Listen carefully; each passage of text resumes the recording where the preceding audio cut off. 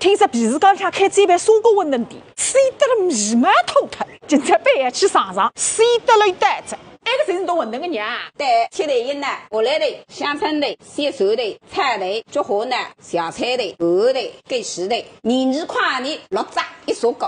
啊是6只馄饨也22块啊！我天师爷，我到了凤鱼去吃10只馄饨，我就得16块。根本你在凤鱼去吃了，我用海南来。哦哟，整个当个硬菜片，差了。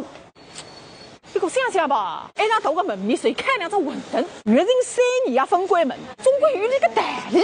搿么是有来由吧？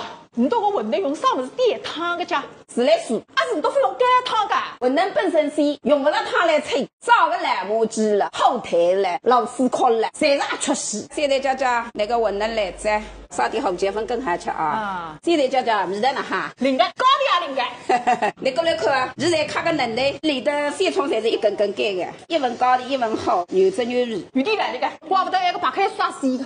是的，现在来撒一张这个洋葱皮毛的还得不得了。啊是毛馄饨送的，不送的6块的1只。啊，搿么反正我下到上海亚叔。